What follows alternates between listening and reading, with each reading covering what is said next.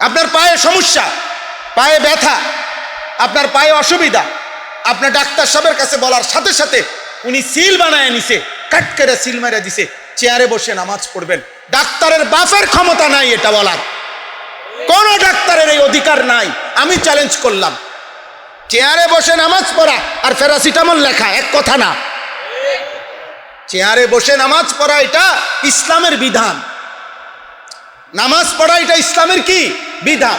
আর নামাজের মধ্যে দাঁড়ানো এটা ফরজ। এই ফরজ আপনি ছেড়ে দিতে হইলে সুনির্দিষ্ট কারণ দেখিয়ে উলামায়ে কেরাম থেকে, মুফতি সাহেব থেকে ফতোয়া নিতে হবে আপনাকে, ফতোয়া। আমি বলি, আবারও বুঝেন, চেয়ারে বসে নামাজ পড়া হারাম না। আবার বলতেছি, বুঝছেননি কথা? চেয়ারে বসে নামাজ পড়া কি নয়? হারাম নয়, কিন্তু শুধু ডাক্তারের সিদ্ধান্তে নামাজ পড়লে ওই নামাজ হবে না। ডাক্তারের এটা অধিকার নাই, এটা একটা ফতোয়া, এটা প্যারাসিটামল না। কথা বোঝেন নাই আমার? চেয়ারে বসে নামাজ পড়বে লোকটা, না বসে নামাজ পড়বে না দাঁড়াইয়া পড়বে, এটা কি ওষুধ না ফতোয়া? এটা শরীয়তের একটা মাসালা না? তো এই মাসালা আর ওষুধ কি বরাবর হয়ে গেল? তো উনি এই সিল মারলো কেন? উনি যে প্রথমেই সিলিটা মাইরা দেয়, চেয়ারে বসে নামাজ পড়বে, এই অধিকার ওনাকে কে দিল? কথা বলেন। আমি তো ওষুধ লিখি না, কারণ আমি তো এই বিষয়টা বুঝি না। তো উনি এই বিষয়টা বোঝে না, উনি এটা লিখবে কেন? হ্যাঁ, উনি এটা বলতে পারে, আপনার পায়ের যেই অবস্থা মনে হচ্ছে চেয়ারে বসে নামাজ পড়লে আপনার সুবিধা হইতে পারে, আপনি একজন নির্দিষ্ট মুফতি সাহেব থেকে আমার এই প্রেসক্রিপশন হালাত আপনি শুনান। উনি বলবে, মুফতি সাহেব বলবে। অবশ্যই কোনো আলেমে দ্বীনের সাথে ফতোয়া নিতে হয়, এবং জানতেন কোনো হুজুরের কাছ থেকে নিলে হইতো না, উনি নির্ভরযোগ্য মুফতি হইতে হবে। যে কোনো হুজুর ওই পথে অটোর মধ্যে বইয়া, কি হুজুর আপনি কি কন?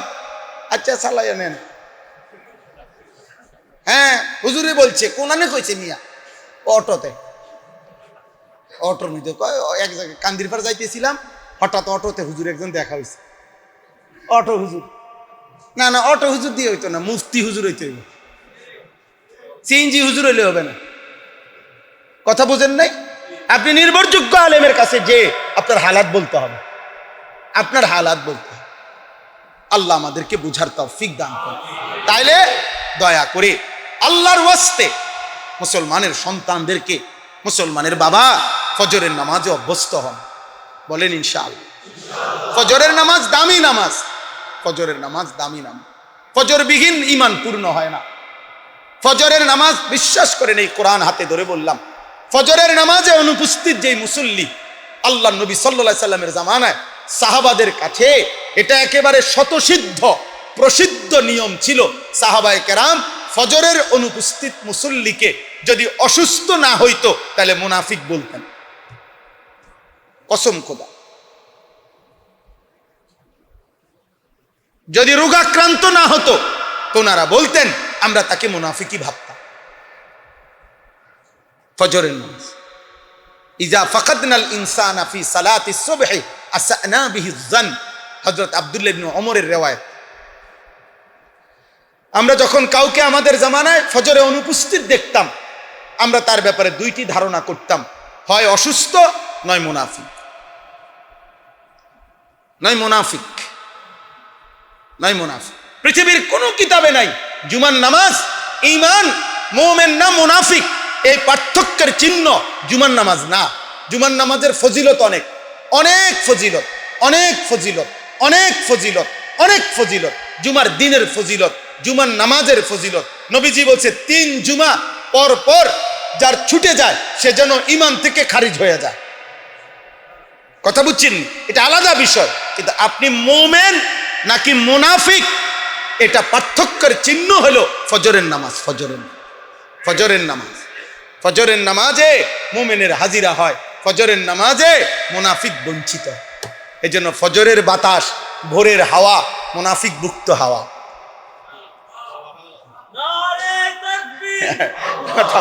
ফজরের হাওয়া, হ্যাঁ এটাই বাস্তবতা, মুনাফিক মুক্ত হাওয়া।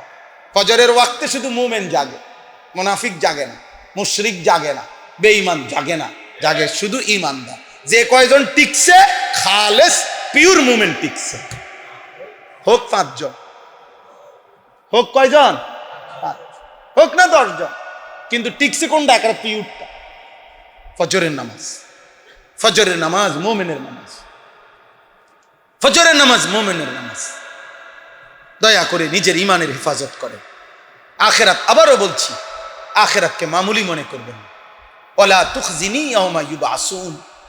কোরআনে আছে ইব্রাহিমের মতো নবী, এত মর্যাদা আল্লাহ যাকে দিছেন, বন্ধু বানাইছেন, সেই ইব্রাহিম নবীর দোয়া কোরআনে আছে। ইব্রাহিম নবী আল্লাহর কাছে বলতেন, আল্লাহ হাসরের ময়দানে দাঁড় করাইয়া আমি ইব্রাহিম রে বেইজ্জতি করেন, আমার ভয় হয় মাওলা, আমার ভয় লাগে, আখেরাত আমার ভয় লাগে মাওলা, আমার বেইজ্জতি করেন। কে বলছে? ইব্রাহিমের মতো নবী। আপনি কি? আপনি কি? নবী সাল্লাল্লাহু আলাইহি সাল্লাম, আপনি জিজ্ঞাসা করেন উলামায়ে কেরামকে, আল্লাহ নবী সাল্লাল্লাহু আলাইহি সাল্লাম 5 ওয়াক্ত নামাজের পরে নবীজির মর্যাদা আখিরাতে কি পরিমাণ, কি পরিমাণ মর্যাদা নবীর। ওয়ালাল আখিরাতু খায়রুল লাকা মিনাল উলা।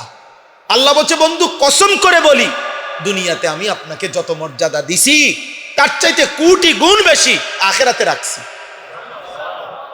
আপনার দুনিয়ার সম্মানের চাইতে বেশি সম্মান আপনার জন্য আমি রাখছি কোথায়? আখিরাতে। আখিরাত নবীজিকে আল্লাহ তাআলা আখিরাতে অসংখ্য স্পেশালি মর্যাদা নবীজির জন্য আল্লাহ বরাদ্দ রাখছেন। আনা আউয়ালু খাতিবুহুম। নবীজি বলছেন, আমি হাসরের ময়দানে প্রথম কথা আল্লাহর সামনে আমি বলবো। আনা আউয়ালু মান ইয়াশফাউ। সর্বপ্রথম আল্লাহর নিকট আমি সুপারিশ করব। আনা আউয়ালু শাফিঈন আউয়ালু মুশাফফাঈন। আল্লাহ প্রথম আমার সুপারিশ শুনবে। আমি সর্বপ্রথম আল্লাহর কুদরতি কদমে হাসরের ময়দানে সেজদা দিব। আল্লাহর প্রশংসার বাক্য সর্বপ্রথম হাসরের ময়দানে আমি মুহাম্মদী পাঠ করব। আমার হাতে সর্বপ্রথম আল্লাহ প্রশংসার পতাকা আল্লাহ আমার হাতে দিবেন। সমস্ত আম্বিয়া আমার পতাকার নিচে আইসা দাঁড়াবে। সর্বপ্রথম জান্নাতের দরজা আমি করা নাড়ব। এত সম্মান, এত মর্যাদা যাকে আল্লাহ তাআলা দান করছেন, খোদার কসম সেই নবী 5 ওয়াক্ত নামাজের পরে নবীজি যে দোয়াগুলো পড়তেন, এর মধ্যে একটা দোয়া এটা ছিল, প্রত্যেক দিন তিনি 5 ওয়াক্ত নামাজের পরে বলতেন, আল্লাহুম্মা হাসিবনি হিসাবান ইয়াসীরা। আয় করিম মাওলা, এত মর্যাদা, এত সম্মান আপনি আমাকে দিবেন বলছেন, আমি জানি, আমি শুনছি, তবু আমার ভয় হয়, আমার হিসাব সহজ করে দিবেন। খুদ রাসূল সাল্লাল্লাহু আলাইহি সাল্লামের দোয়া। হাসিবনি এটা এক বচনের শব্দ। কয় বচন? আল্লাহুম্মা হাসিবনি হিসাবান ইয়াসীরা। আল্লাহ বন্ধুর হিসাবটা সহজ করে দিয়েন। হযরতে আয়েশা রাদিয়াল্লাহু তাআলা আনহা বলেন, ইয়া রাসূলুল্লাহ মাল হিসাবুল ইয়াসীর। সহজ হিসাব বলতে মানে কি? নবীজির বিবি জিজ্ঞেস করছেন। আল্লাহর নবী বলেন, আল্লাহ আরাজু ফাকাত। নবীজি বলছেন, আয়েশা হাসরের ময়দানে আমলনামা হাতে নিয়ে আল্লাহর সামনে প্রত্যেককেই যেতে হবে। প্রত্যেকেই একজন একজন করে আমলনামা সামনে নিয়ে, হাতে নিয়ে আল্লাহর সামনে মুখোমুখি হবে। এই মুখোমুখি হলে আমলনামা এভাবে ধরলে, যার দিকে তাকিয়ে শুধু কোনো পৃষ্ঠা না উল্টাইয়া আল্লাহ যার দিকে তাকাইয়াই বলবে, ওকে আগে বাড়ো। এটাই একমাত্র সহজ হিসাব, সেই কেবল জান্নাতে যাবে। আল্লাহর নবী বলেন, আয়েশা রব্বুল আলামিন যদি কাউকে বলে, বান্দা একটা পৃষ্ঠা উল্টাও হিসাবের, খোদার কসম নবী বলেন নিশ্চিত জাহান্নামে যেতে হবে। মান্নুকিশা উযিবা। যারই আল্লাহ হিসাব চাইবে তারই আযাব হবে। যাকে বলবে পৃষ্ঠা উল্টাও, সে বলবে আমি শেষ,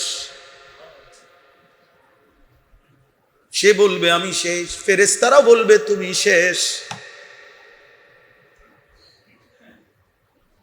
হ্যাঁ, এটাই হলো হিসাবে ইয়াসীর। আল আরাজ, আরাজ মানে পেশ করা, আর পেশ করা মানে সামনে শুধু ফাইলটা কি করছে, তুলে ধরছে, আর আল্লাহ তাআলা তাকাইয়ে বলছে, ওকে আগে বাড়ো, ঠিক আছে। তো সেই জান্নাত আল্লাহ আমাকে মাফ করে দেয়, আল্লাহ আমাদের সবাইকে মাফ করে। আব্বা দিন মানেন, আল্লাহকে মান, আল্লাহকে মান। খাইয়া দাইয়া যে যেমন আছেন, এত চালাকি মনে করিনি। খাইয়া দাইয়া জন্তু জানোয়ার আমাদের চাইতে ভালো আছে। ওরা ফরমালিন মুক্ত খানা খায়। জঙ্গলের প্রাণী শতভাগ ফরমালিন মুক্ত খাবার খায়। বাঘের খাবারে কোনো ফরমালিন নাই। বাঘে কোনোদিন ফাঙ্গাস তেলাপিয়া খায় না। বাঘে সবজি খায় না, ভেজিটেবল খায় না। প্রতিবেলায় গোশত খায়, প্রতিবেলায় গোশত খায়। প্রেশারেরও অসুবিধা হয় না, অ্যালার্জিরও অসুবিধা হয়। খাইয়ে সুরে লাইতে আছে খাই। বুঝেন না? দুনিয়া জানোয়ার আমাদের চাইতে বেশি ভোগ করে। দালান বিল্ডিং আব্বা, মানুষও থাকে জানোয়ারও থাকে। আমি এইবারও দেখছি কোরবানির আগে আঙ্কেলরে জিজ্ঞাসা করছি, আঙ্কেল দোতলায় এদিক দিয়ে কি? হুজুর আমি এনে কয়টা ছাগল পালতেছি। আমি মাশাআল্লাহ আঙ্কেল, মানুষ থাকে নিচতলায়, ছাগল থাকে দোতলায়। আল্লাহ পাক ইজ্জত দিলে কি না করতে পারে। আল্লাহ যদি সম্মান দেয়, ছাগলেও দোতলা উঠে। আল্লাহর ইচ্ছা, আল্লাহ যারে ইচ্ছা সম্মান দেয়, যারে। বুঝেন না? আঙ্কেলের দোতলার মধ্যে ছাগল থাকে, আঙ্কেল নিচতলায় থাকে। বাথরুমও টাইলস লাগায়, বেডরুমও টাইলস লাগায়। অতএব আহামরি কিছু না, এটা কিছুই না। দুনিয়া ধোঁকা, দুনিয়া তামাশা। আপনার দুনিয়া আপনার সন্তানরা ফেলে দিবে, অন্য কেউ না। আপনি যে ঘর ফার্নিচার, যে আসবাব আপনি সাজাইছেন, খুদার কসম 20 বছর পরে, 15 বছর পরে কবর থেকে আপনি আয়শা ফেরেশতার থেকে বলে, যদি সুযোগ থাকে আয়শা একবার দেখে যাইয়েন। আয়শা দেখবেন আপনার ঘরে আপনার সাজানো আসবাব ফার্নিচার কিচ্ছু নাই। নুনের বাটিও আর পাইতেন না। বলবে আব্বা এগুলো ওল্ড মডেল, এগুলো ফেলে দিছে, ইডিয়ার অন চলে না, এগুলো আর চলে না। আমার আব্বারও তো কোনো 2015 সালে আব্বা ইন্তেকাল করছে। তাহলে আজকে 11 বছরে আমাদের ঘরে এখন আর আমার আব্বার স্মৃতি হিসেবে একটা লবণের বাটি দেখাইবার মতো জিনিসও আমাদের কাছে নেই। আমার আব্বা তো আপনাদের এখানেই ছিল, কুমিল্লা শহরে ঠাকুরপাড়া বড় মসজিদের ইমাম ছিলেন আমার আব্বা। 43 বছর আব্বা এক মসজিদে ইমাম ছিল, ঠাকুরপাড়া বড় মসজিদ। এই একটাই প্রাইমারি স্কুল আছে ওইখানে, রামকৃষ্ণ স্কুল, স্কুলের অপোজিটে যে মসজিদটা, এই মসজিদের ইমাম ছিলেন আব্বা। আমি ওই স্কুলেরই ছাত্র। হ্যাঁ, তাইলে দুনিয়া আপনার সন্তান ফেলে দিবে, আপনার সন্তান, আপনার সাজানো দুনিয়া ওরা ফেলে দিবে, প্রতিবেশী না। আপনি চলেন, আমরা প্রত্যেকে ইনশাআল্লাহ নিয়ত করি আমরা নিজের এবং পরিবারের আখিরাত নিয়ে ভাববো ইনশাআল্লাহ। আপনার স্ত্রী পর্দা করে না, আপনি এটার উপরে সন্তুষ্ট হইয়া মেনে নিয়েন না আব্বা। আপনার মেয়ে পর্দা করে না, আপনি এটা মাইনেন না, আপনি এটা মাইনেন না। আপনি মুসলমান, আপনার আখিরাত আছে, আপনি মরবেন।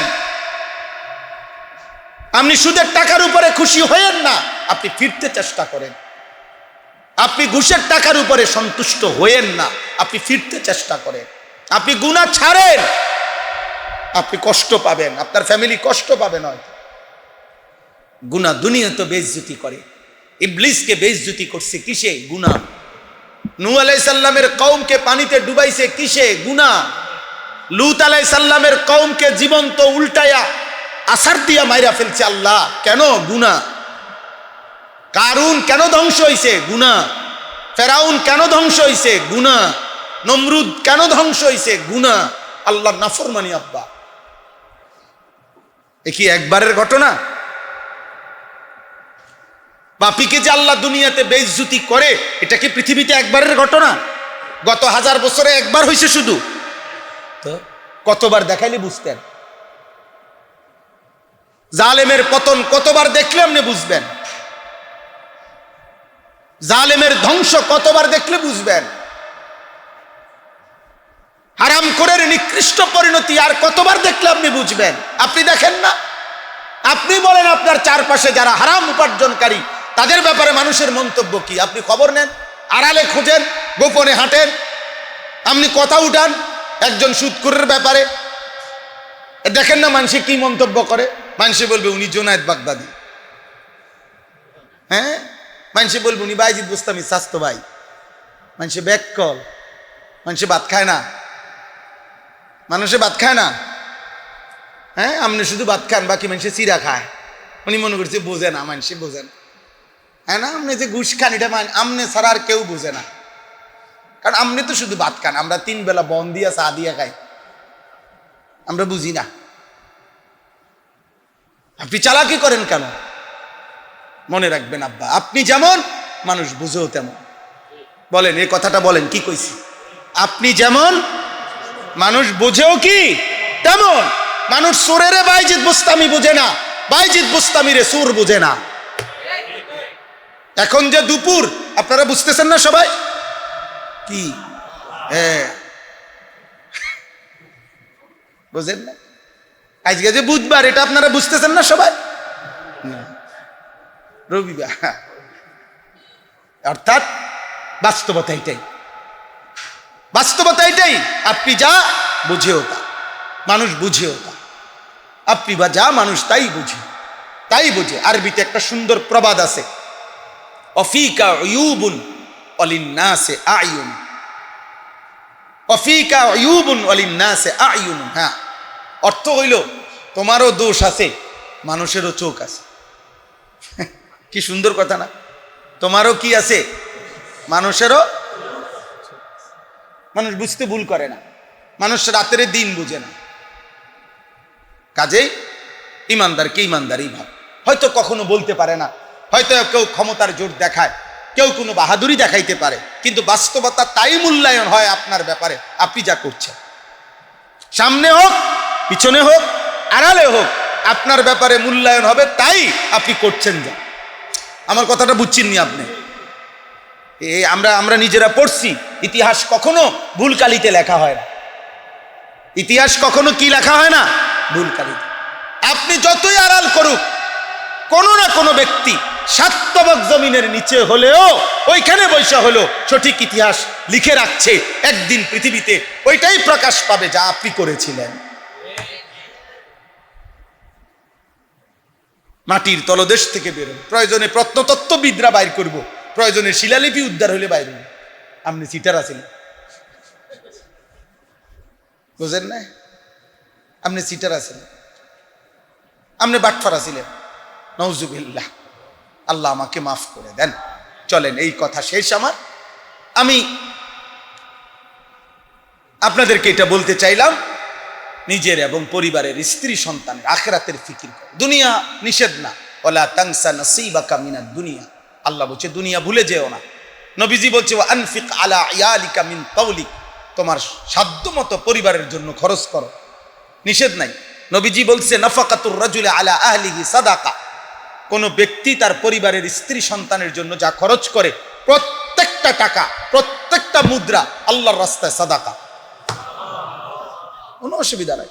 নবীজি বলছে হাত্তাল লুকমাতা ফি ফি ইমরাআতিক ফাহিয়া সাদাকা, তুমি তোমার স্ত্রীর মুখে যদি খাবারের একটা লোকমা উঠায় দাও ভালোবেসে, মহব্বত করে, আল্লাহ নবী বলছে এটাও তোমার আমল নামায় সাদাকা। দুনিয়া ভুলতে বলে নাই, স্ত্রী বাদ দিতে বলে নাই, উপার্জন বাদ দিতে বলে নাই। সাহাবায়ে কেরামের মধ্যে ধনী সাহাবী ছিল না? কথা বলেন না কেন? তো হযরতে ওসমান, হযরত আব্দুর রহমান ইবনে আউফ, হযরতে তালহা বড় বড় ধনী সাহাবী ছিল। হযরত আব্দুর রহমান ইবনে আউফের মাল আমরা পড়ছি কিতাবে, মদিনার বাজারে যখন উনার চালান আসতো, পাইকারি চালান মাল আসতো, 100 উট বোঝাই করে মাল আসতো, শুধু আব্দুর রহমানের মাল। অথচ তিনিই ছিলেন বেহেশতের সুসংবাদপ্রাপ্ত 10 জনের একজন, আব্দুর রহমান ইবনে আউফ। উনি মদিনার বাজারের শ্রেষ্ঠ ব্যবসায়ী ছিলেন। 100 উট বোঝাই করা মাল যদি 1450-1400 বছর আগে উনার মালের চালান যদি হয় এত লম্বা, কি ব্যাপারটা খামখেয়ালি মনে করে? ব্যাংক লোন নিয়া তো হালাল, সেটা হালাল না? সাহাবায়ে কেরামের ব্যাপারে কথা ভাবার কোনো সুযোগ আছে? বিকল্প হালাল। আমার কাছে কিতাব আছে আর রাসূলুল মুআল্লিম ওয়া আসালিবুহু ফিত তালিম, পৃথিবী বিখ্যাত আলেম শেখ আব্দুল ফাত্তাহ আবু গুদ্দা রাহিমাহুল্লাহর লিখিত কিতাব।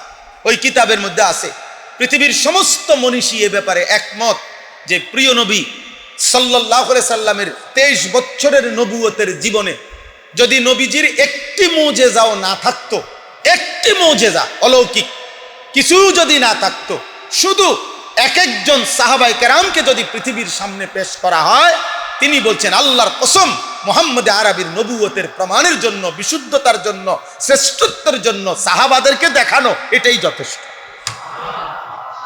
যে এমন সুন্দর মানুষ যার হাতে গড়ছে, তিনি শ্রেষ্ঠ না হয়ে পারেন। লাউ লাম তাকুন লি রাসূলিল্লাহ মুজিজাতুন ইল্লা আসহাবাহু লাকাফাউহু লিইসবাতি নবুওয়াতি। মুহাম্মদ আরবির নবুয়তের প্রমাণের জন্য যদি আর কেউ না থাকতো, আর কিছু নাই, শুধু সাহাবী মানুষগুলো দেখাইছে। আবু বকর, দেখো এই মুহাম্মদের গড়া। ওমর, দেখো এই মুহাম্মদের হাতে গড়া সাল্লাল্লাহু আলাইহি ওয়াসাল্লাম। এরকম একজনকে দেখলেই পৃথিবীবাসী বুঝতো এমন উত্তম চরিত্রের, এমন শ্রেষ্ঠতম আখলাকের মানুষ যার হাতে গড়ে উঠছে, তিনি শ্রেষ্ঠ। তিনি কি বলেন না? আল্লাহ আমাদেরকে মাফ করেন। এখন আসেন, এই 5টি আয়াত তাফসীর করা আমার মাকসাদ। এই এতগুলো কথা যা বলছি, এই কথার অর্থ হইল, এখানে একটা আয়াত আছে, 3 নম্বর আয়াত, এই কথাটা মূলত বলা। সূরা হুদ 12 নম্বর 11 নম্বর পারা 11 নম্বর সূরা, সূরা হুদের প্রথম 5টি আয়াত আমি তেলাওয়াত করেছি। মূল উদ্দেশ্য একটা কথা বলা। আল্লাহ তাআলা বলছে, বান্দা, পিছনের জিন্দেগীর সমস্ত গুনাহ ছেড়ে দিয়ে তুমি ইস্তেগফার করো, আমি আল্লাহর কাছে মাফ চাও, আর ইবাদত শুরু করে পুনরায় আমার কাছে তওবা করো, ফিরে আসো। আল্লাহ তাআলা বলে, বান্দা, বারবার তুমি ইস্তেগফার করো, বারবার তুমি তওবা করো। এই 2টা জিনিস যদি হক আদায় করে করতে পারো, যতবারই ভুল হয়, যতবারই হোঁচট খাও, যতবারই পাপ হয়, যতবারই গুনাহ হয়, আবার ঘুরে দাঁড়াও, আবার ঘুরে দাঁড়াও, আবার গুনাহ ছেড়ে দিয়ে মাফ চাও, আমার কাছে আবার ইবাদত শুরু করে আমি আল্লাহর কাছে ফিরে আসো। আল্লাহ তাআলা বলেন, ওয়া আনিস্তাগফিরু রাব্বাকুম সুম্মা তুবু ইলাইহি। গুনাহ মাফ, পাপ ছেড়ে, গুনাহ ছেড়ে দিয়ে আমার কাছে মাফ চাও, ইবাদত নতুন করে আবার শুরু করে আমার কাছে ফিরে আসো।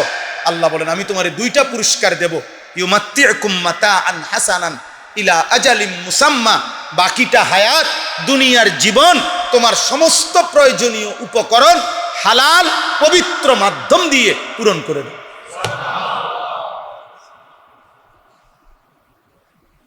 হ্যাঁ, ইউমাত্তিউকুম মাতাআন হাসানা। প্রয়োজন পূরণ করব, তবে শুধু প্রয়োজন পূরণ না, যাবতীয় উপকরণ দেব। শুধু উপকরণ দেব না, হাসানা, যেটা পবিত্র, যেটা হালাল, ওইটা দেব।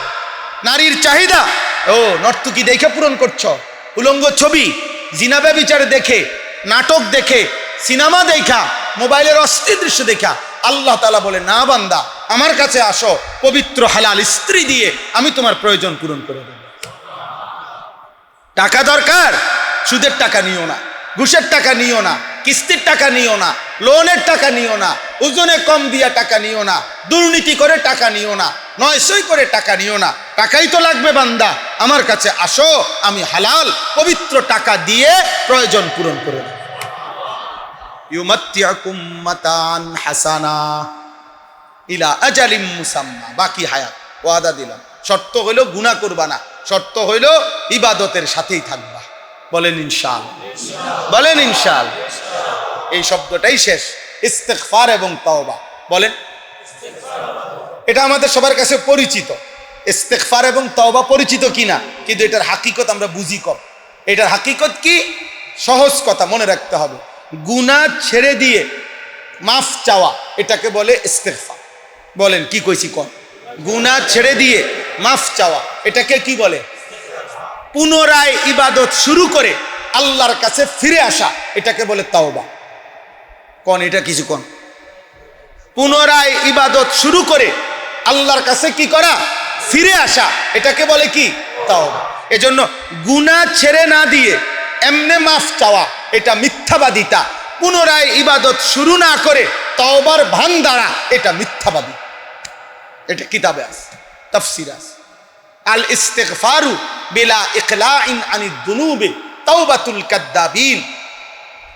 বুজুর্গানে দ্বীন, মুহাদ্দিসিন, ওলামা, ফুকাহা, আউলিয়া সবাই বলছেন যে গুনাহ ছেড়ে না দিয়ে এমনি ক্ষমা প্রার্থনা করা, এটা তাওবাতুল কাদ্দাবিন, মিথ্যাবাদীর তওবা। মিথ্যুক, মিথ্যুক, মিথ্যুক, মিথ্যুক। এই মাত্র ক্যাশে হারাম টাকা রাইখা আইছে, বলতেছে আপনি আপনি একটু বসেন, আমি সালামটা ফিরে আইতে আছি, গণ্যা দিব আপনার।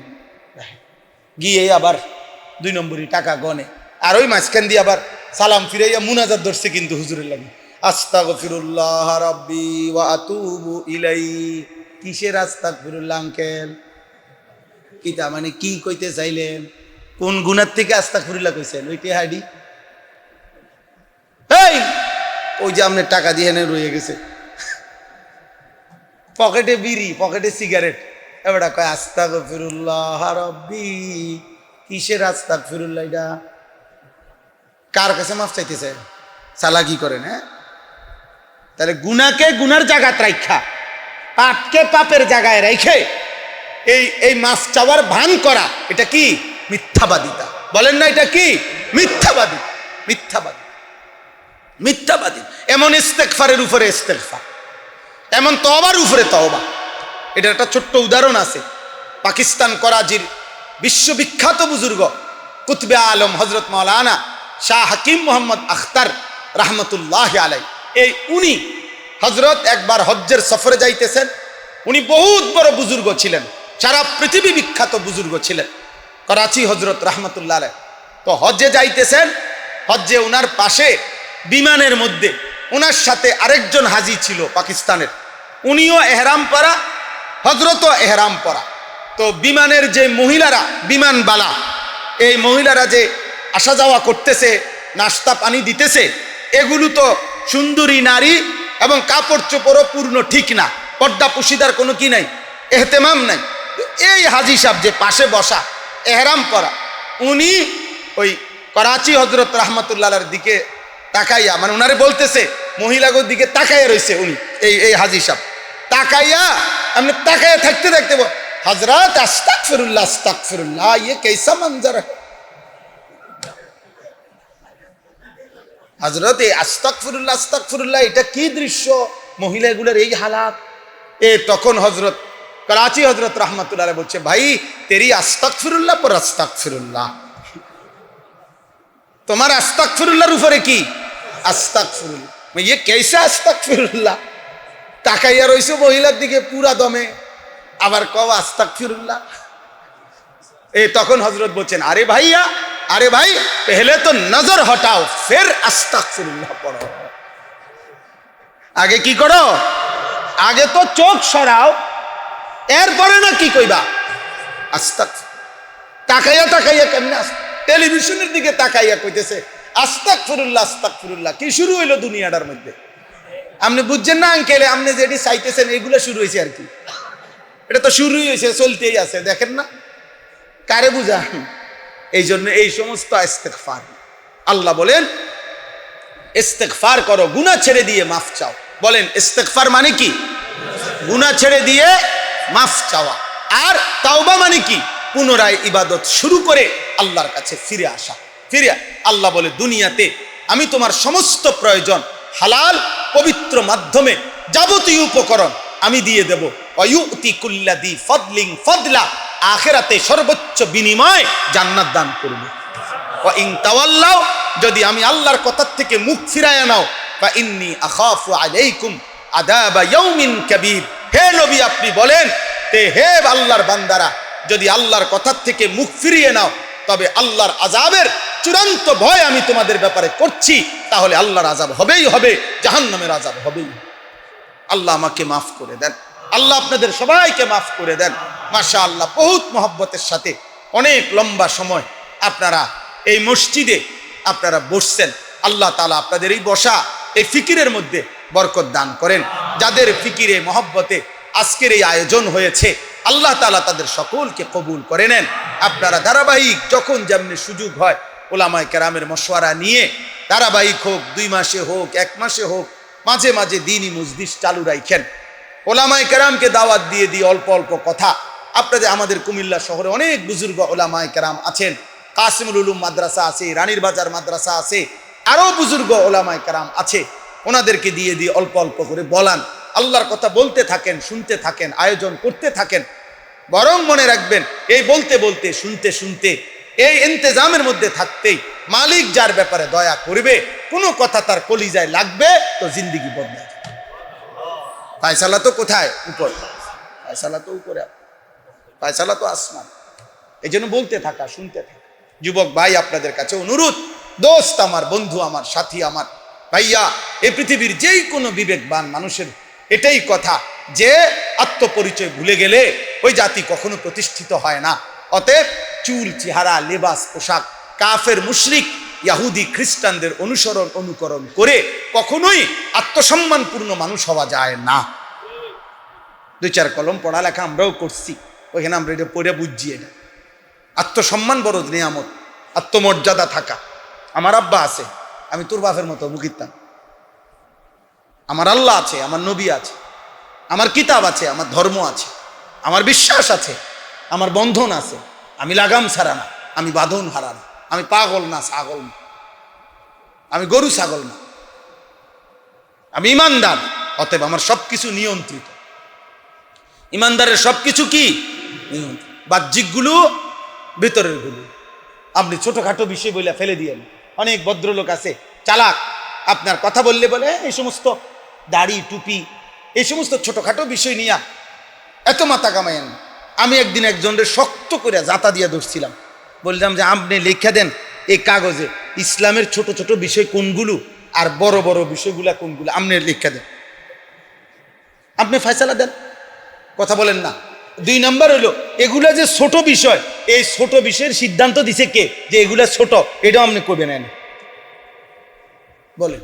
3 নাম্বার, কোন কোন দলিলের ভিত্তিতে এটা ছোট হয়েছে আর এটা বড় হয়েছে, এই দলিলগুলো বলবেন। এই 3টা বলবেন। 1 নাম্বার আপনি সিদ্ধান্ত লিখে দিবেন ছোট বিষয় কোনটা, বড় বিষয় কোনটা।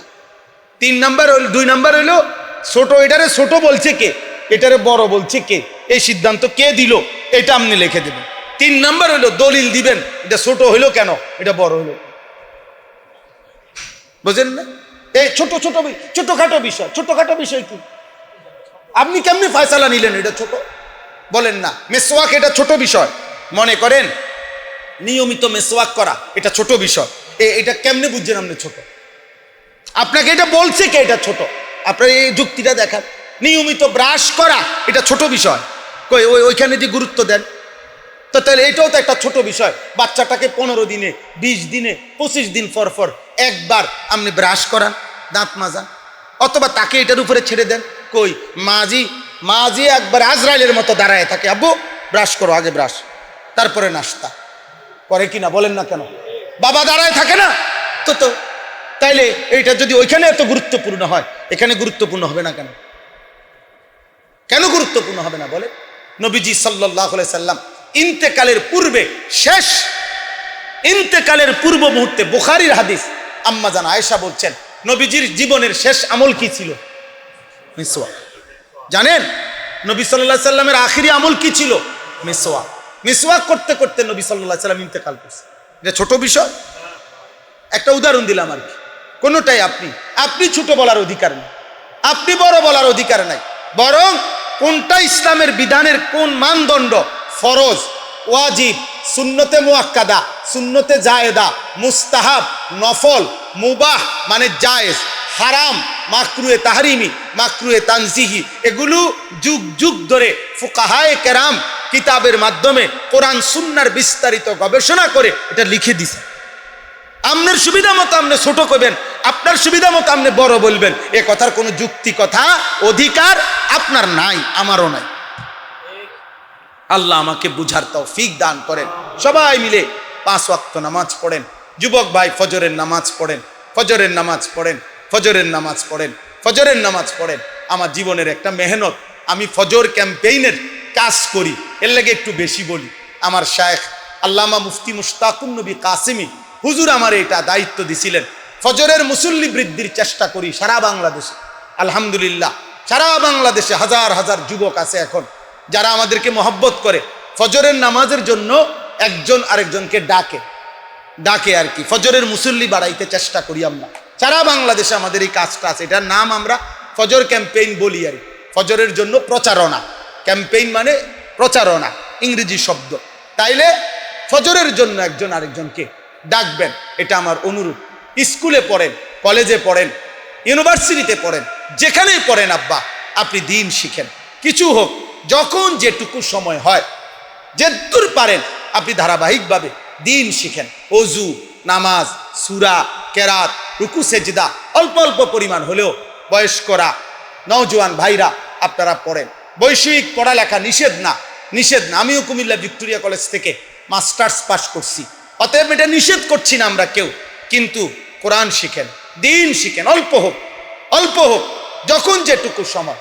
আমাদের মাদ্রাসায় কুমিল্লা ক্যান্টনমেন্ট ময়নামতি সাহেবের বাজার আমার যে মাদ্রাসা, আলহামদুলিল্লাহ 534 জন ছাত্র আছে আমাদের মাদ্রাসায়, 34 জন শিক্ষক কর্মচারী আছে, হেদায়েতুন নাহু পর্যন্ত ক্লাস 8 মানের এখন পর্যন্ত মাদ্রাসা।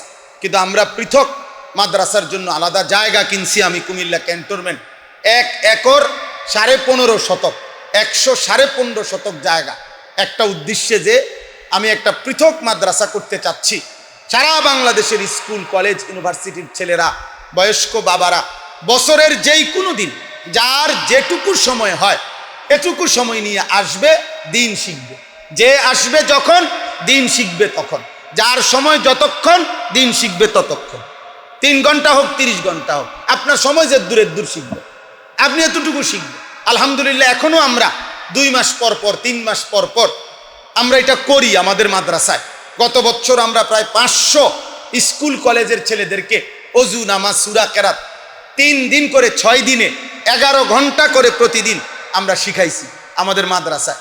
100 জন বড় ছাত্র এবং উস্তাদ মিলে আমাদের মুআল্লিম আছে, এরা শিখায়। আগামী শনিবার 13ই জুন ইনশাল্লাহ আমাদের মাদ্রাসা কুমিল্লা ক্যান্টনমেন্ট ময়নামতি সাহেবের বাজার, ওইখানে সকাল 8টা থেকে এশা পর্যন্ত, রাত 9টা পর্যন্ত এই স্কুল, কলেজ, ইউনিভার্সিটি সহ সাধারণ মানুষের জন্য, 30 বছরের নিচে যারা যুবক তাদের জন্য একদিনের তারবিয়াতি কোর্স হবে।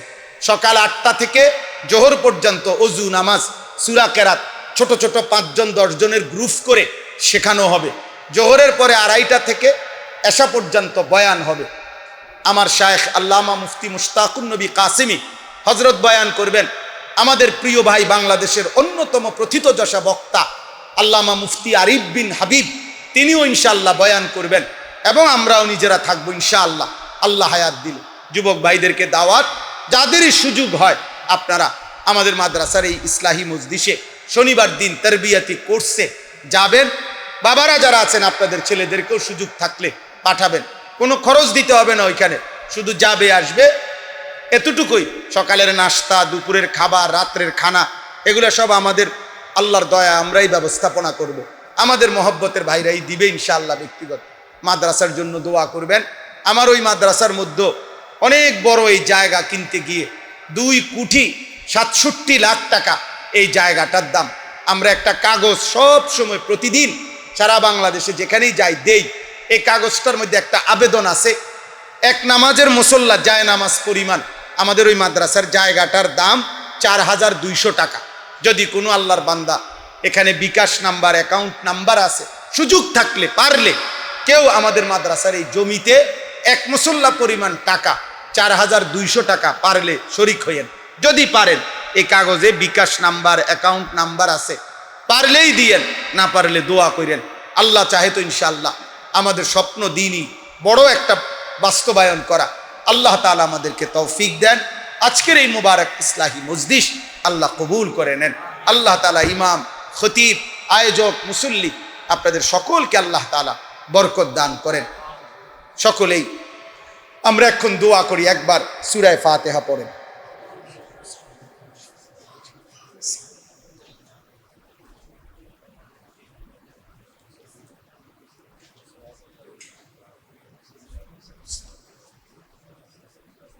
গায়রিল মাগদুবি আলাইহিম।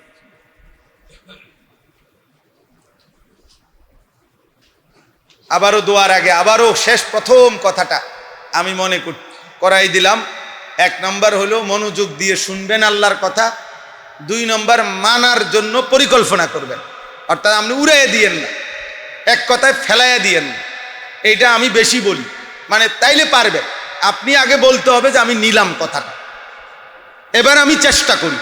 কথা বুঝছেন কিনা? আমি বলি না যে আপনি আজকে রাত্রের ভিতরে জুনায়েদ বাগদাদি হইতেইব, জুনায়েদ বাগদাদি কোনো এক রাত্রে হয়েছে না, আপনি কেমনে হইবেন? বোঝেন নাই? আপনি আপনি গ্রহণ করেন, এরপরে আপনি পরিকল্পনা করেন কেমনে মানা যায়, আল্লাহর বিধান মানা যায়, তাইলে ইনশাআল্লাহ পারবেন। আল্লাহ আপনাদের সবাইকে তৌফিক দান করেন। আলহামদুলিল্লাহি রাব্বিল আলামিন। আল্লাহুম্মা আনতাস সালাম ওয়া মিনকাস সালাম, তাবারাকতা ইয়া যাল জালালি ওয়াল ইকরাম, ইয়া আরহামার রাহিমিন, ইয়া আরহামার রাহিমিন, ইয়া আরহামার রাহিমিন। রব্বানা যালামনা আনফুসানা ওয়া ইল্লাম তাগফির লানা ওয়া তারহামনা লানাকুনান্না মিনাল খাসিরিন। রব্বানা আতিনা ফিদ দুনিয়া হাসানা ওয়া ফিল আখিরাতি হাসানা ওয়া কিনা আযাবান নার।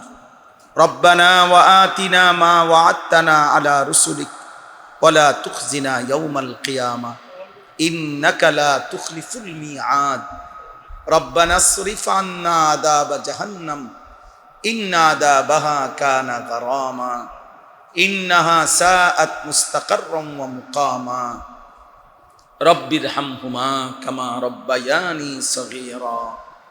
রব্বানা হাব লানা মিন আজওয়াজিনা ওয়া যুররিয়াতিনা কুররাতা আ'য়ুন ওয়াজআলনা লিল মুত্তাকিনা ইমামা। মৌলাই করিম আপনি মাফ করে দেন, মেহেরবান মৌলা আপনি মাফ করে দেন, পিছনের জিন্দেগি মাফ করে দেন। আযাব দিলে আপনার কোনো লাভ নাই, মাফ করে দিলে আপনার কোনো ক্ষতি নাই, মাফ করে দিলে আপনার ভান্ডারে কমবে না রে মাওলা, মাফ না পেলে আমাদের উপায় থাকবে না রে মাওলা। আয় আল্লাহ, পিছনের জিন্দেগি মাফ করে দেন, আগামী জিন্দেগি সুন্দর করে দেন, ঈমান আমল দান করেন, ইজ্জত আফিয়ত দান করেন, তাকওয়া তহারত দান করেন, হিম্মত ইস্তেকামত দান করেন, গুনাহ থেকে বাঁচবার তৌফিক দান করেন, গুনাহ থেকে বাঁচবার তৌফিক দান করেন। আল্লাহ, ইবাদতের মাধ্যমে আপনার কাছে ফিরে আসার তৌফিক দান করেন। আপনি চাইলে বাধা দিবে কে মাওলা? আপনি না দিলে দেবে কে মাওলা? আল্লাহ আপনি দয়া করেন, আপনি দয়া করেন। আয় আল্লাহ আপনি দয়া করেন, সেজদাওয়ালা কপাল বানিয়ে দেন, কাঁদনেওয়ালা চোখ বানিয়ে দেন, জিকিরওয়ালা জবান বানিয়ে দেন, মোহাব্বতওয়ালা দিল বানিয়ে দেন, সুন্নতওয়ালা জীবন বানিয়ে দেন। কিশোর যুবক ছেলেগুলোকে বদলে দেন মাওলা, বদলে দেন, বদলে দেন। এ আমার জিন্দেগির যে মাকসাদ মাওলা, আমি ভিক্ষা চাই মাওলা, আমি আপনার দয়া চাই মাওলা। আল্লাহ আমাদের ইমানদার কিশোর যুবক ছেলেগুলোকে